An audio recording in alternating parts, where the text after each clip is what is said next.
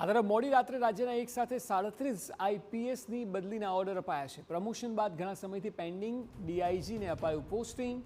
નિર્લિપ્ત રાયને Rajkot range IG તરીકે posting મળ્યું છે। ગગનદીપ ગંભીરને એસએમસીનો વધારાનો ચાર્જ સોંપાયો। નિવૃત્તિ પહેલા શમશેરસિંહને પણ અપાયું પોસ્ટિંગ। શમશેરસિંહને સિવિલ ડિફેન્સ હોમગાર્ડના વડા બનાવાયા। અમદાવાદમાં વધુ એક નવા ઝોનનો વધારો કરાયો છે। નવા ઝોન 8માં મયુર પાટીલને જવાબદારી સોંપાઈ છે। રાજ્યમાં એક નવી રેન્જનો પણ ઉમેરો કરવામાં આવ્યો છે। બોર્ડર રેન્જમાંથી બનાસકાંઠા રેન્જ અલગ કરવામાં આવી છે।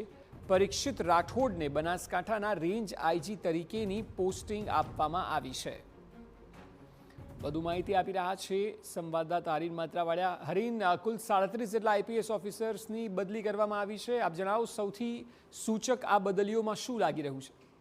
ઘણા સમયથી આઈપીએસ અધિકારીઓ છે જેને પ્રમોશન મળ્યા હતા તેઓ પણ બદલીની રાહ જોઈ રહ્યા હતા અને છેલ્લા ઘણા સમયથી જે રેન્જની બદલીઓ નહોતી થઈ તે પણ કરવામાં આવી છે અને ખાસ કરીને નિર્લિપ્ત રાય છે તેને રાજકોટ રેન્જની જવાબદારી સોંપવામાં આવી છે અને જે અમદાવાદ છે તેમાં એક નવા ઝોનનો ઉમેરો કરવામાં આવ્યો છે। ઝોન 8 અત્યાર સુધી અમદાવાદ શહેરમાં જે 7 ઝોન હતા તેમાંથી એક વધારાનો ઝોન છે તે બનાવવામાં આવ્યો છે। ઉપરાંત રાજ્યમાં જે અલગ અલગ રેન્જ હતી તેમાં એક બનાસકાંઠા રેન્જ છે તેમાં તેનો ઉમેરો થયો છે, એટલે કે અમુક જે હવે જિલ્લાઓ છે તેની અંડરમાં આવશે અને તેમાં રેન્જ આઈજી તરીકે પરીક્ષિતા રાઠોડ છે તેને મૂકવામાં આવી છે। મહત્વનું છે કે જે અમુક ખાલી જગ્યાઓ હતી તેને પણ ભરવામાં આવી છે અને જે વેઇટિંગ ફોર પોસ્ટિંગ હતા તેમને પણ જે છે અત્યારે તેમની જગ્યાઓ છે તે આપવામાં આવી છે। જે રીતના વાત કરવામાં આવે તો બોર્ડર રેન્જમાંથી જે બનાસકાંઠા જે જિલ્લો છે તે અલગ કરવામાં આવ્યો છે અને તેમાં 2 જિલ્લા છે તે ઉમેરવામાં આવ્યા છે। આવનારા સમયમાં અમદાવાદનું જે ઝોન 8 બન્યું છે તેમાં અલગ અલગ પોલીસ સ્ટેશનો છે તેમાં ઉમેરાનો નોટિફિકેશન આવશે અને બનાસકાંઠા છે તેમાં પાટણ જે જિલ્લો છે તેનો પણ ઉમેરો થઈ શકે છે। એટલે કે